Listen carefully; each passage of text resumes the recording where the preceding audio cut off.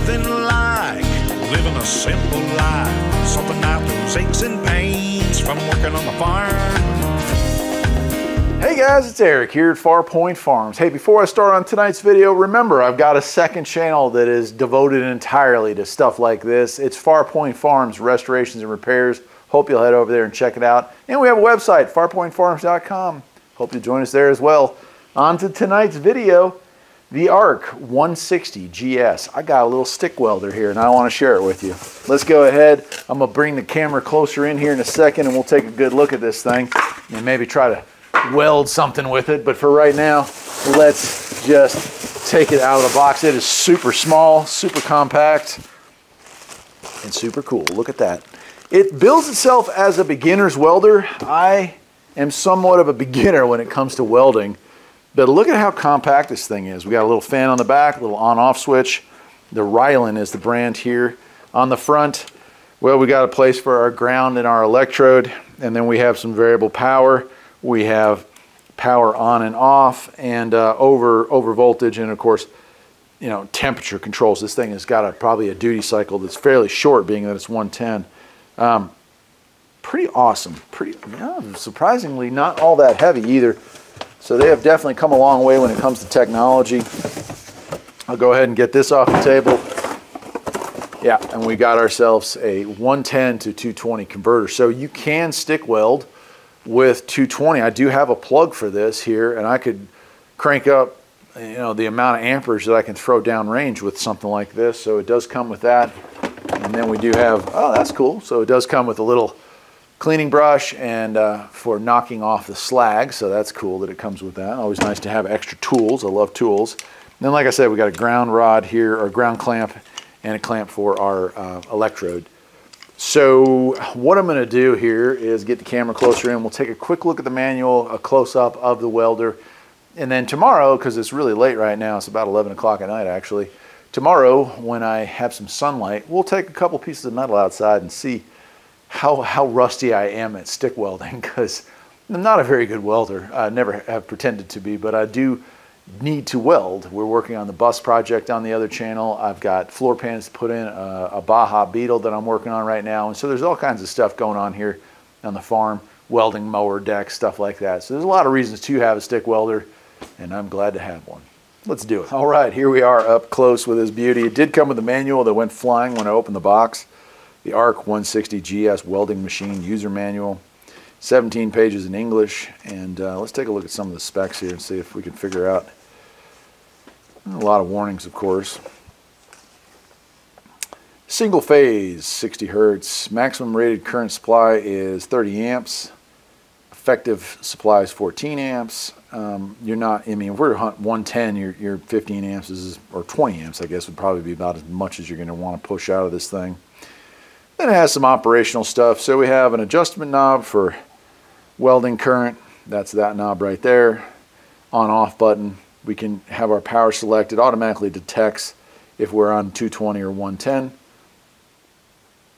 And then abnormal indicator. The indicator light will light up when the machine is overheated, overcurrent, or abnormal. So if you're running it and you go past the duty cycle, that's going to come on and it's going to cool off. And then it'll come back to normal when it cools down.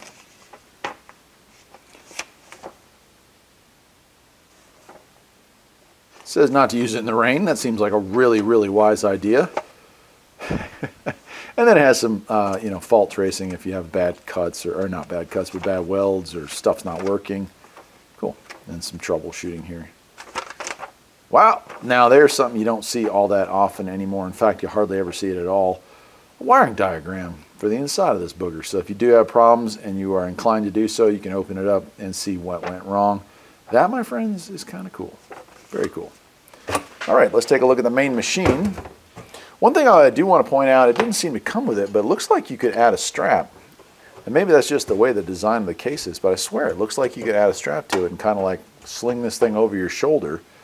I guess if you had a long enough extension cord, maybe that would be possible. But it does have a nice carrying handle here. The front of it is nice, clean, on-off. There's your 3 indicator lights, and there's your welding thicknesses and amperage, right? It is a DC inverter type welder. My understanding, and again, I'm not a welding professional, but my understanding is this is a superior technology to the older straight AC stick welders that were available, especially when it comes to 110 units. Inverter welders just seem to get the job done a little better. And then when we do have our connectors for our probes here, they just look like push and click. So that's pretty cool. On the side here, nice like a Bakelite type paint. It's like a brushed finish or a rough cut finish. I kind of like the look. It's not smooth. It won't slip out of your hands. Rilon is the name. And in the back, fan operates as needed, it says right there, but we do have our on off. And then current AC or 110 or 220. Big exhaust port here. This side more of the same. And on the bottom, I'll get it up close here, we do have some more of the specs in case you lose the manual, right? Well, that's it, my friends, that's it. So let me pause the camera, and probably in a different outfit tomorrow, I will take this thing out and we'll try to do a little bit of welding. Let's do that right now. All right, we got this thing hooked up. Go ahead and put my glasses over here. We're gonna go ahead. I got an electrode, a little 5/32 electrode, I believe it is. And I got a little piece of scrap here. We're just gonna test it out. I'll go ahead and power this booger up. If I can get my hand on it with that glove on, it's a little easy. There we go, and I'll power on. I'll put my shade on here, and let's see what kind of damage we can do.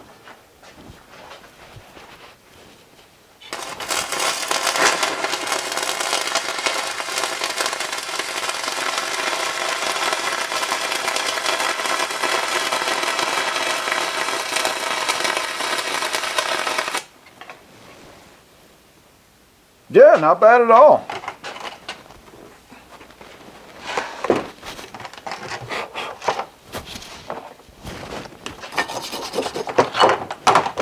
Actually lays, whoo, that's hot. A pretty nice bead there, I gotta say. That's actually a really nice. Yeah, so I mean, not a terribly long video, but not a terribly complicated product, right? It's the Rilon, and it's a great little stick welder, and I'm happy to have it on board. It's pretty cool. Till next time, my friends, take care.